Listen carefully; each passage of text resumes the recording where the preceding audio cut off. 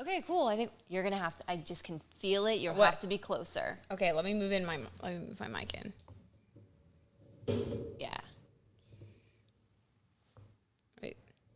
I just really want you to have an excellent Thank you so much. Close up. That truly is kind of you. Is that, yeah? Well, your body did not move. I need your my body body. to move. Oh. Yes. Oh. There you go. Okay, I think that's going to be lost good. without Raven. There we go. Yeah, that'll, see, you just have, I'm looking at this headroom over here. I need enough to work with your close-up. Okay. You know what I mean? Yeah. No, because you're actually better at editing, so I have no idea. But yes, I believe you. Okay.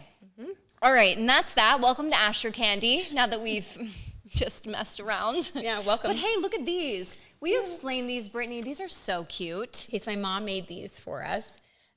This is a crystal here on the front of our wine glass, just to help us bring in some positive vibes. I forgot what crystal it is. We'll have to ask her. Okay. And we'll tell you guys next time. But yeah, it's just like bring the positive vibes. You guys can actually make them at home if you want. You just like find one of these little flat agate crystals and glue it onto your glass with hot glue. And I love that. You're ready to party. It feels very intentional. Like usually when I drink wine, it's just like meaningless. But now I have a purpose when I'm sipping my, what do we have today? Rosé? Rosé. Your favorite. We stopped doing champagne, or at least I did, because I got I don't know, I was like hungover every time. Yeah, it was like killing you. It was so weird. It was, I think it's the bubbles. I'm not sure, but welcome to Astro Candy. We're so happy that you're here today and hopefully drinking with us if you are of age. We have a really great show planned. I'm super excited about it. So today we're going to talk about the art of negotiating. And at any point in our lives, we've been there where you have to negotiate a salary or a raise or a contract. So we kind of want to talk about, you know, how to get what you want in those situations, but also, and maybe even more importantly, walk away from what you don't want. So we'll get into that coming up. Really excited about it. But of course, we always start the show with a vibe check. Got to check the vibe. And I must know, Brittany, how was your vibe doing today? Are we high, low, middle frequency? Well, so my vibe was low until now. Okay, good. I had a little disagreement with my significant other, which always is fun, right, guys? That brings the vibe Just the best. way down. But then, you know, Raven showed up. We're here with you guys. Now I'm good. Basically, I've got my rosé. I make everything better. She makes it all better. So, No, I'm good. It happens. I does. hate when that happens though too, because it's like, oh my God, I was in such a good mood and now I'm not. And then you kind of get stuck there and you always need someone or something to lift you out of it. Yes. And it's never anything like that you fester on, but it just is enough to like, you know, just kind of ruin your mood. Yeah, it just brings your vibe down. You're like, okay, meh. But Well, now, I'm happy your vibes are high. thank you. Feeling better. How about you? Mine are good now. Good. So Okay. that's the Okay. common theme here. Mine are good now. I was a little bit flustered coming here because I almost forgot the memory cards again. Well, I did forget them and I did turn around, but I was close enough that it wasn't the biggest hassle in the world. But you know, actually, all in all, my vibes are good because I have this week off of work. So nice. Hence, but I'm here. So So nice. like, this But is is not this work. really That's work? what I'm I was saying. just gonna say, so yeah. it's like, here I am having fun. And it's just really good to kind of relax and take a moment. I hope people don't think that because of the pandemic, you don't need a break. If anything, I feel like you need a break. Yeah, more than ever. Ugh. Exactly. So if you're watching this and you're kind of thinking like, oh my God, I'm so overwhelmed, stressed out, whatever it is, take a personal day, take a sick day. I love this Just advice, like, Raven. honestly, though, we all just need a moment to recoup and regroup. And I just know come Monday, we film on Tuesday. So next week, I'm going to be revived, revitalized, and ready to go. Yeah, because you're going on a little vacay. I'm going on a little vacay with man. my significant other. So yeah, I'm just like, there's a lot to look forward to. Yes. And I'm in good spirits, and we didn't have any Good. major malfunctions today. No, we did like, well. Usually something. I think my nails are going to stay on. I think Yay, that we have okay. all our cards and equipment. Like, Yes. we're good to So let's go. cheers to that. Cheers. And let's get into the art of negotiating, which I've done. I am in an industry that requires contracts. So I am probably every 2 years or 3 years, I'm renegotiating a new deal. Wow. And it is stressful. It is stressful. It really is. For the longest, I mean, when I first got into the radio industry, I had no idea about contracts. I didn't have a lawyer. I didn't have an agent. I didn't have anybody really looking out for my well-being apart from my parents, who also never dealt with contracts. They're not in that industry. So any type of negotiating they have done has just been in terms of a raise or just if you're getting a new job, a salary. So my realm was a little bit different than theirs, but still the same basics when you're negotiating something that you want. Brittany, have you been in a spot to negotiate? Yes, ma'am, all the time.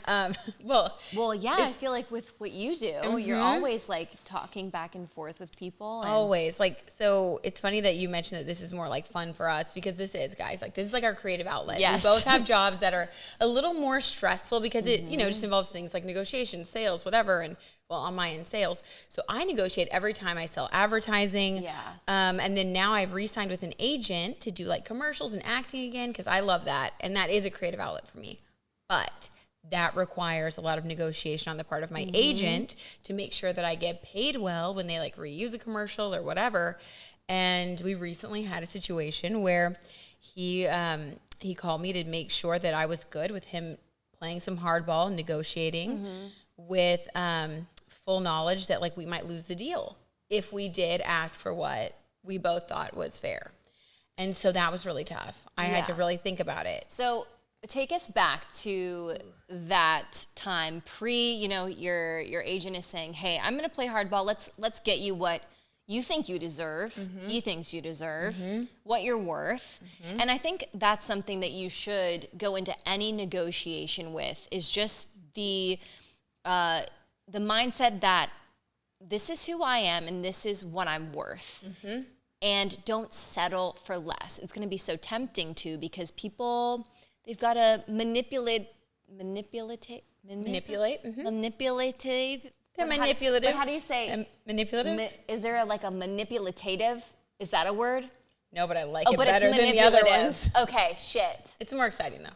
If you want to be manipulative. So anyway, words are my friend. They have a manipulative way of kind of like saying, oh, well, you should be happy with what we're offering, or this is a good deal, or they just have very sly ways of kind of guilting you into thinking like, oh, well, maybe I'm asking for too much. Maybe I'm not worth this much. So going into that, what was your mindset overall? Well, they started off by saying, of course, right, they didn't really have very much of a budget, and that all of the other talent had agreed to this rate.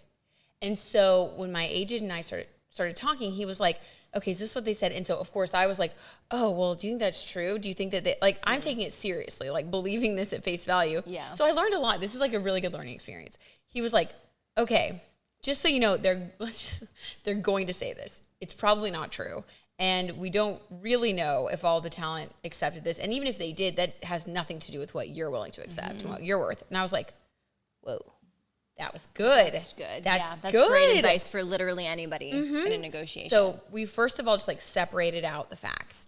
And every time I would say something like, well, do you think that they're going to be okay with that? He would say, it's not your problem if they're okay with that or not. Do you think that this is correct? Because this is the data that I have, and here's what industry standard is, and here's how much you worked, and here's how much they're going to use this particular commercial. And he went through all of the data. And then he was like, so don't even let that question come into your mind. What they do is on them. So we had to decide, are we willing to walk away? He's basically saying, be selfish. 100%. Be selfish in whatever you're negotiating, because the only person who has your back is you. The other party is going to try to get out of you what they can. Yes. They're going to try to sell you short. Oh, we only have, like they said in your negotiation, we have a small budget. And they brought in other talent too, like, oh, other talent are getting paid this, so that's comparable. Like, right. Doesn't matter. Don't compare yourself to anybody else. And I know people hop on, I think like Glassdoor and stuff, and just look at standard salary. So say you're getting a new job and you want to know what you should be making. Okay, that's one thing. But don't let anybody intimidate you by what other people in your industry are making, because what matters is you, your experience, your talent, your work ethic, what you bring to the table. So anybody else in the negotiation just does not matter. And I want to hit on it again. and it's basically what Brittany's saying with her anecdote, is that this is about you. Do not, under any circumstance, feel bad for or sympathize with with the other party, because they also have their best interests in mind. And I also want to say that in any type of negotiating, it is a business move. It's just business. Don't take it personally. I know I have been in this oh my God. In this situation, for sure. Thank you. Yeah, it's okay. I cannot it's Mercury talk retrograde. Today. Yes. It's retrograde. We're filming this during retrograde, you guys. Yes. So that's what it is. It has been tough to get words out. I don't know what's going on. But basically, I've been in the situation where I just like get so emotionally involved. Oh, yeah. And it's hard not to. I'm not going to sit here and say, oh, like it's the easy, like I am so immersed. Like, I don't understand. Like, I do this and that, but you just have to kind of like look at it from a third party perspective almost, and just be like, okay, well, this is what they can offer, and this is what I'm willing to settle for, and is it good enough or not? And that's how you move forward. So yes, agreed. And on that note, one of the other things that my agent told me that I feel like was just a little nugget of gold, he was like, so many talent will think that if they are easy to work with, or if they agree to these terms this time, that they'll end up getting more work in the future, and that they will end up making more money in the long term, and they'll be respected or whatever. And he said that that's not the case at all. Usually what happens is they bank that person in their minds. It's like, okay, this person will accept bottom of the barrel. So even on set, they're not treated as well. They don't get hired a lot more. It's the people who asked for more and held out that end up getting hired more often. And then when they are there, they're respected because people value what they have to pay for. yes. And that is with any relationship, even romantic relationships, you guys. Well, but also, and even outside of the talent realm, it's just like, Life. if they're going, so say you go into a negotiation and you settle for less than, they will always know that you settled for less than, and therefore will always try to give you less than. And Brittany makes an excellent point. I have, for the majority of my career until recently, thought that you have to just take L's, so take losses in the short term to get the W in the long term. And while I have gotten where I am, and I would not trade it for the world and wouldn't do anything differently, I strongly believe that maybe if I had been a little bit more vicious about getting those other W's, I could be somewhere else. I don't know. But maybe we start today. But maybe we start today, and you can always start today. You know, my friend Lauren, she gave me some pretty good advice, and she was like, look, in order to get the salary that I make now, I had to walk away from other companies. And sometimes you have to. Sometimes you have to get out of your current agency, company, business, firm, whatever you work for, wherever you work for, and go somewhere totally different and just be like, hey, this is what I want to make. This is what I have to offer, and you will be surprised by the amount of people who will say, okay, and give you what you're asking for. The alternative of if they don't give you what you're asking for is what you were getting at, the willingness to walk away.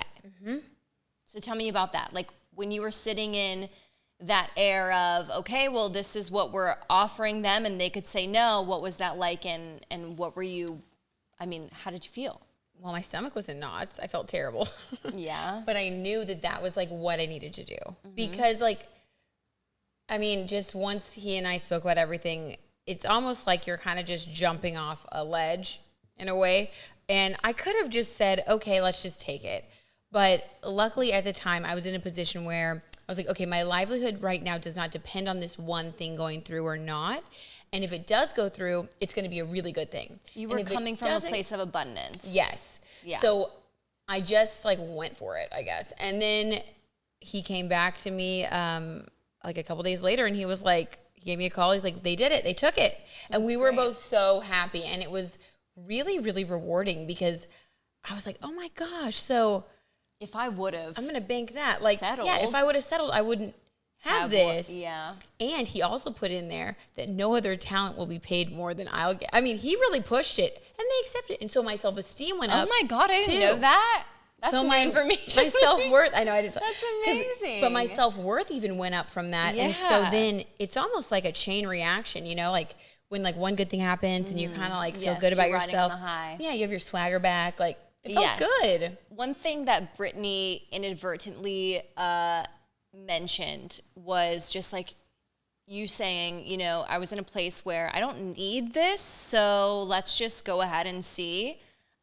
Because you had the flexibility to play around with it. And what I'm getting at is oftentimes we're coming from a place of scarcity. So maybe you're looking for a job, you don't have one, and so therefore every job to you is the end all be all. Like if I don't get this, I have nothing. And I'm not saying that to be like, you know, I've been there. Yes, we've all been there. It's so important though, and I will always live my life by this mantra, which is the universe, it's always this or something better. Yes. So if not this, then you'll get something better. And it works every time in every like scenario with your career, with your relationships, with your friendships. So just try to keep that in mind. I know your stomach's in knots. I know it's been a while since you've had a job. I know that times are tough financially. I know all of this. But if you just remember the universe has your back, it's always working for you, not against you, and it's always this or something better, then you will end up on top, which is pretty much what happened in your case. It did happen in your case. It worked out. And I asked my my fiance last night, even though I'm mad at him right now. You know who you are. But I wanted to get a couple tips from him because he's a lawyer. He negotiates for a living. So I wanted to bring that to our Astro-fam. Yeah, let us know. And so I was like, give me like 3 things, like 3 tips, quick tips you would tell us to do.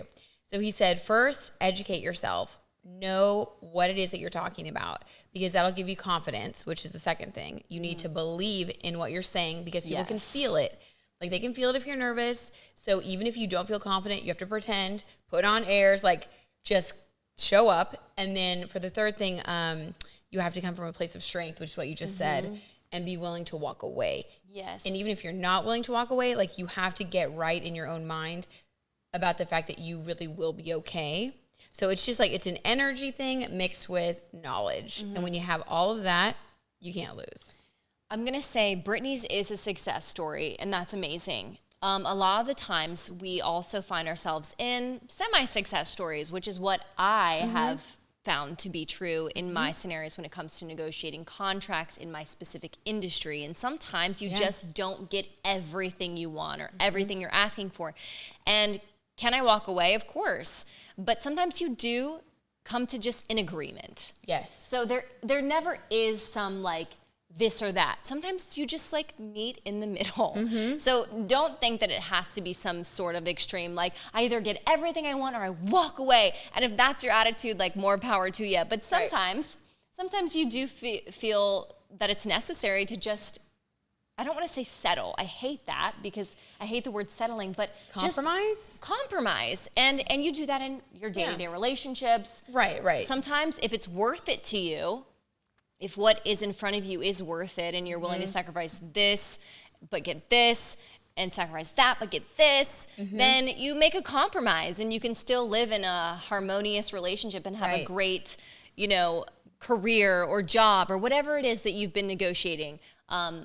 So just keep that in mind. It doesn't always have to be like, and this, and like explosions and fireworks. Sometimes you just compromise and that's good enough and that's okay. And that is okay. Yeah, I like that. I think that being balanced is so important, especially in negotiation. Like you need to know kind of like what your ideal is, what you would be okay with, and then like what is absolutely unacceptable. If you stick with that and you have knowledge behind it, you research it, you think about it, maybe you journal about it, so that you really have clarity around the decisions that you're making, and then you can move forward.